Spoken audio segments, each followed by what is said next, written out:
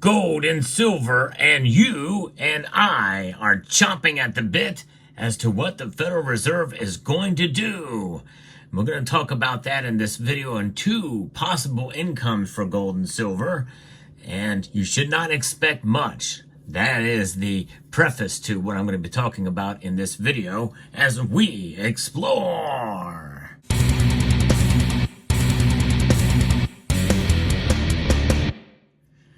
You should not expect much, at least in the short term. In fact, I would look for maybe a continuation of what we're seeing today as gold and silver await the Federal Reserve's decision on rate cuts. And here's where the markets are right now, moments before they close. Gold is down over a half a percentage point, down $13.30 to $2,569.70. Silver has not fallen as much. It's down only a nickel, down 0.15% for silver to $30.75. Earlier in the day, it was over $31 again, and gold was trading at $2,587 as a high. The gold to silver ratio is sitting at 83.81 now. Still very high, but still better than 85 or 86 where it was not that long ago. There's where the metals are right now. So I'm going to be referencing a piece here that discusses a little bit more about what's going on from Money Watch, about how people have been keeping an eye on gold's price trends over the past few months. And there's been a good reason, because it's been on an impressive bull run since the beginning of the year. And silver has done well too. In fact, in some cases, for some indicators, outperforming even gold during that point in time. It began back in early March, and gold's prices then were $2,160 per ounce, and silver was trading, I think, about $24 or so. It's up 8% compared to the previous record in December of 2023.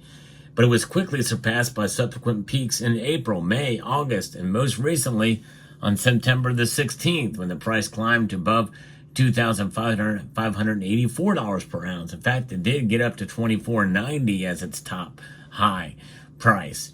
With the latest milestone, gold is up an astonishing 25% since the start of the year. But the economic landscape that has allowed gold to thrive is shifting rapidly, that is for sure. We have inflation, which has been a primary concern for policymakers and investors, which has cooled dramatically compared to the heightened levels we've seen in recent years. It was over 9.1 before, but now it is down to 2.5%. But that cooling inflation does not mean that the high prices are gone. No, they are still here. They're just not rising as dramatically, which means, folks, that prices keep rising. They do keep rising, and that's a problem for sure. And also, we have the situation where the employment market is slowing down. As a result, the Federal Reserve is expected to implement its first interest rate cut of the year so far this year. In fact, for a couple of years, many years, and this could have far-reaching implications for various asset classes, which includes gold and silver. So what can we expect to happen to the price of gold when the Fed finally cuts rates? Well, it's a relationship between these rates and gold prices we know have historically been inverse. There have been some exceptions in the short term and sometimes in the medium term, but really, as a general rule, that is the case. And I don't think that's going to change, by the way. So as the Federal Reserve prepares to cut rates, many analysts maintain a bullish outlook for gold, and that would be correct for the long term. There are several factors to consider when projecting the potential trajectory of gold prices in this new economic environment. There's a significant chance that the expected rate cut has already been partially priced into the market. I've been saying that for a while, baking in the price, and that's I believe that is what's happening. It's baked in. So the Fed rate cut may not have this big an impact as you'd expect on gold's price this week. The price of gold is also influenced by a complex web of factors, with the strength of the U.S. dollar, global economic growth, prospects, and expectations for inflation all playing roles in gold's price trajectory. But while the Fed's upcoming rate cuts may not have an immediate impact on gold's price trajectory, many analysts believe that there's still room for gold's price to rise further in the coming months. I agree with that as well, too. We've heard some of the forecast, but let me lay out a couple scenarios here. I think that the price is so baked in, gold and silver's price is so baked in, that this is why we're seeing a pullback a little bit today. There's two options, two scenarios. It is if they cut by a quarter point or cut by a half point. And right now, according to the Fed Watch tool, it's a 65-35 split favoring the half point cut. We have not seen those odds shift above 50% for a quarter point rate cut since last week. It was a couple days last week where they're making that prediction, and now it's pretty much most people think it's going to be a half point cut. I think it's going to be a quarter point cut, though. But I think that the precious metals and the economy and the stock market is thinking it's going to be a half point cut. So therefore, I think that the baking in is partially due to that.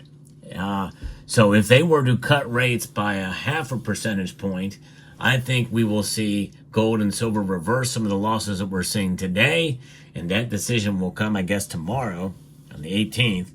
And so if that does occur, I think we will see a recovery of these losses today, as minimal as they are, and maybe a bumping up a bit. In other words, we could see gold go above $2,600, probably fairly easy, even with a half point cut. I think we'll see that 26, maybe 26.25, somewhere there in that neighborhood. I think silver could rise to $31.50, maybe touch $32 in the coming days, and recover some of these losses we're seeing today, which is right now it's just 3 cents. And I think that is quite a possibility that we could see that occur. But I don't think it's going to be a massive, much more jump than that.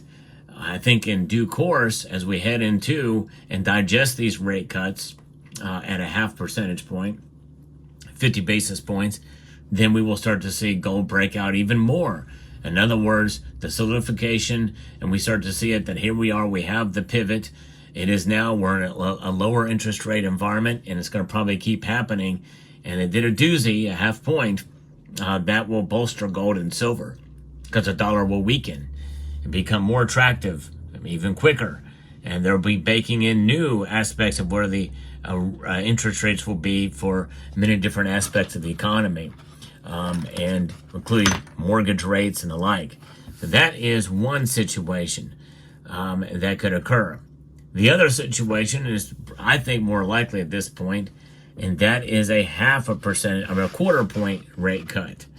A quarter point rate cut, I think, will actually cause precious metals, gold and silver, to go down, and maybe even fairly dramatically, because they're baking in or pricing in a half point cut, I think, as they're looking at the majority right now. It has been for the last couple of days. What does that mean? I think we may see gold, at least in the short term, not in the long term, or maybe even the medium term. But the shock of that, I think, will change the calculus of the markets. And we very well could see gold fall below $2,500 an ounce in the short term, in the immediate aftermath as such. Silver could fall below into the mid-low $29 range, I think. And that is, again, for the short term. As that gets baked in, I think we'll see the prices recover as we consolidate, as they recognize what's happening in the markets. The new reality is there's going to be a pivot. Everybody agrees they're going to cut rates in one way or another. Gold and silver will benefit from that. But the two outcomes I'm giving you for the short term, it could be bad for gold and silver if it's just a quarter point cut. Good for you, though, because it provides an opportunity to buy at that level if it falls. If it were to fall and you have an opportunity to buy, pretty much knowing that it's going to rise fairly soon afterwards, you're in good shape. Now, I could be wrong about that too, but I think most feel that gold and silver will benefit from a rate cut no matter what. It's just the timing of it coming into play with a couple of days of absorbing that rate cut or a week or so, and movement of the precious metals. But again, that's just my feeling on it. I could be wrong about that. But either way, no matter what, it will weaken the dollar. We'll be in an age of, I think, some sort of easing. We've already started money printing again. If you look at the M2 money supply, it's ratcheting it up again. And stimulus, economic stimulus with lower interest rates, I think we're going to start to see an entrenched inflationary period where the dollar is 2.5%, very well could tick up to 2.6% CPI inflation. And the Federal Reserve may be just fine with that, because at least it's not over 3%. And I think anything under 3%, they're probably going to be fine with. They're already okay with not having 2% inflation, as 2.5% inflation is now the key here, and they're going to be cutting rates tomorrow. So they're already okay with it. And that was something that has been speculated just as inflation was starting to pick up, and back when they were saying it was transitory. Of course, it's transitory when you raise the bar, and that's what we're looking at. This is why we hold gold and silver. We raise the bar in a different way. This is raising the bar to us. You get my drift there? We like to raise the bar by having a bar, holding on to a bar. And that's exactly what gold and silver do. They are wealth preservation devices and have been for thousands of years. So we shall continue, because these precious metals, we hold them to be self-evident as a store of value for the ages. Let me know what your thoughts are in the comment section down below. Hope you found this video informative, insightful, and educational. And yes, I'm going to encourage you to please rate this video. That means press the thumbs up button down below. Share it on other social media platforms if you think there's anybody that might be interested in checking out this information. Comment and subscribe.